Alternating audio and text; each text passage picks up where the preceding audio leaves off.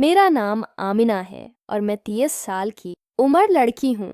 आपको जो वाकया सुनाने जा रही हूँ वो मेरे साथ बचपन में पेश आया, जो एक सबक बनकर मेरी माजी का हिस्सा बन चुका है। इन दिनों मैं 12 साल की थी और सर्दियों के छुट्टियों में कराची से साथ का भांज चली गई थी। मेरे अबू मुझे छोड़कर वापस आ गए क्योंकि उन्हें दफ्तर जाना होता था और मेरी अम्मी ने घर के काम करने होते थे।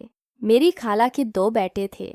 बड़ी की उम्र 15 साल और छोटा 10 साल के करीब होगा और उनके घर में कोई भी लड़की नहीं थी। घर में 3 कमरे थे।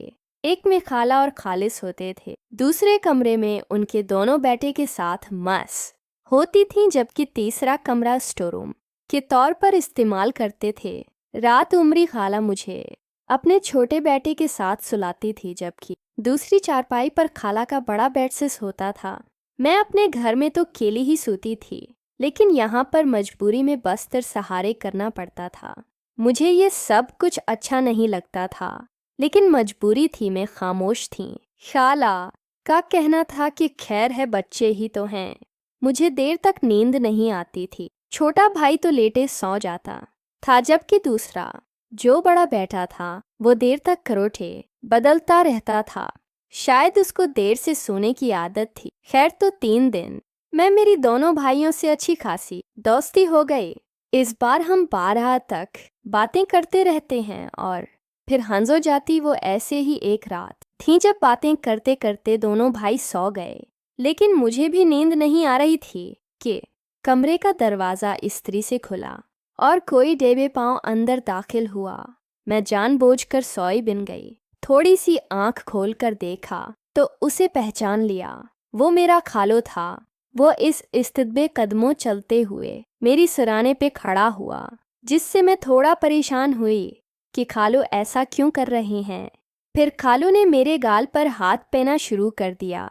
मैं डर के मारे हल भी न सकी और वो मजीद आगे बढ़ता गया। इसने मेरे गले से एक हाथ कमीज के अंदर डाल दिया और एक हाथ मेरी कमर पर फेरने लगा। मुझे बहुत अजीब सा लग रहा था, क्योंकि मुझे कुछ पता नहीं था कि क्या हो रहा है। मैंने जोर से उसका हाथ चुटक दिया तो वो जल्दी से कमरे से बाहर चला गया। सारी रात मुझे नींद नहीं आई थी और सुबह में देर तक सोती रही। खाला ने मुझे नहीं जगाया। जब मैं जागे, खालो काम पर जा चुके थीं। इस तरह तो देर से घर आए और जल्दी सोने चले गए। शायद उनके दिल में कोई चोर था और मैं भी उनका सामना नहीं करना चाहती थी। अगली रात में मुख्तस रहिए, लेकिन कोई ऐसा वाकया पेश न आया और तो 3 दिन गुजर गए। इतवार का दिन आया तो इस दिन खालों की छठी थी और वे घर पर ही थे और खाला से कहने लगे, आमना को घुमाते ब्रातल फिराल आते हैं, क्या सोचेगी। खाला पास की थी और खाला ने कराची की साइड नहीं करवाई और कराची देखे बगैर ही वापस भेज दिया। खालू ने जब ये कहा तो मेरे कान खड़े हो गए और इस रात वाला वाकया आंखों के सामने घूम गया, लेकिन मेरे अलावा किसी दूसरे ने इस बात की गहराई को समझने की कोशिश नहीं की।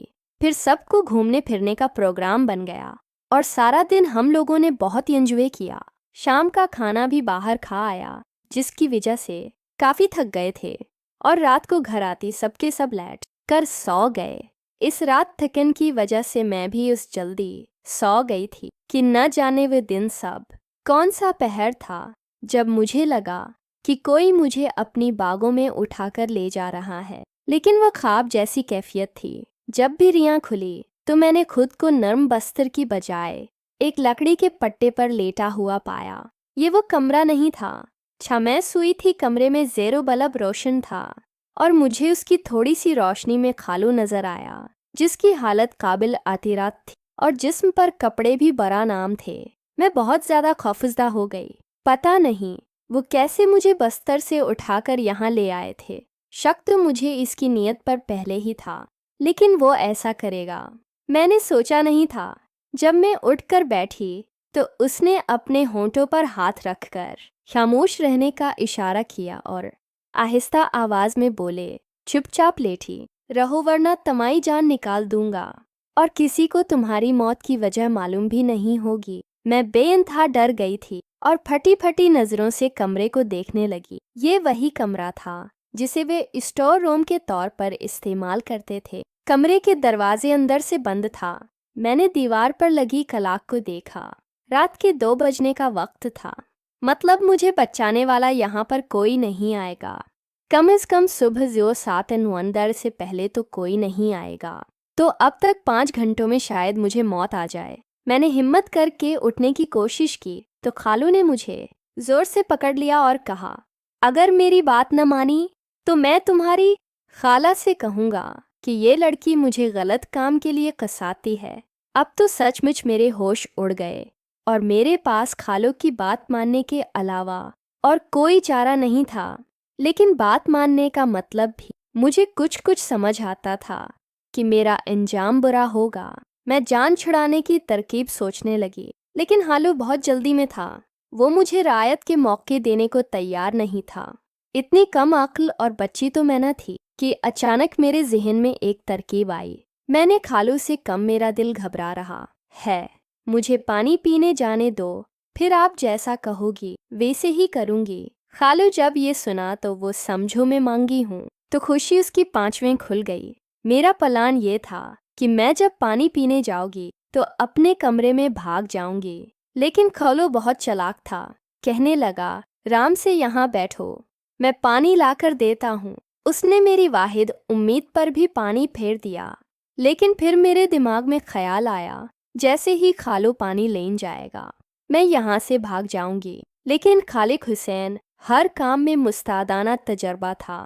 वो मेरे लिए 5 लेने गए तो बाहर से कंडी लगाकर निकला और मैं कमरे में ही रह गई। मेरी तमाम तर उम्मीदें दम तोड़ चुकी थी। वो मस्कियों की सूरत भी नहीं जाने दे सकता था। मुझे अपनी इज्जत मुकम्मल खतरे में नजर आ रही थी। खालू मुख्तसर कपड़ों में ही बाहर चला गया और अपने कपड़े यहाँ कमरे में छोड़ के आ। अचानक में दिमाग में बचने का एक आखिरी तरीका आया और मैं किसी सूरत की मन्ना को गनवाना नहीं चाहती थी। चाहे बाद में उसकी कीमत चुकाना पड़े। मैं जल्दी से उठी और कमरे को अंदर से कंडी लगाई और वापस लकड़ी के तख्ते पर आकर लेट के थोड़ी देर बाद मेरा खालू पानी लेकर आ गया। मुझे बाहर से किंडी खुलने की आवाज़ आई, मगर दरवाज़ा तो मैंने अंदर से बंद कर लिया था। वो परेशान कर इजता आवाज़ में मुझे वाज़ेह देने लगी, इस थाना दरवाज़ा खोलो, पानी ले लो। लेकिन अब दरवाज़ा बंद हो गया क्योंकि उसके कपड़े अंदर पड़े थे। वो अपने ही जाल में फंस गया था और मेरी कर रहा था। बैठी बैठी कह रहा था, लेकिन मैंने उसकी एक न सुनी और वो थोड़ी देर में वहाँ से भाग गया। मैं सुबह तक वहाँ लेटी रही, खाला के उठने से पहले जाकर अपने कमरे में लेट गई। जब मैं उठी तो खालू घर से गायब था। वो काम करके 3 दिन तक घर न आया। 80 दौरान मेरी छुट्टियाँ खत्म हो गई और मेरे अबू मुझे लेने आ गए और फिर मैं उनके साथ वापस आ गई। इसके बाद मैं अकेली किसी भी रिश्तेदार के घर नहीं गई थी। नेक्स्ट वीडियो के लिए चैनल को लाजमी सब्सक्राइब करें। शुक्रिया।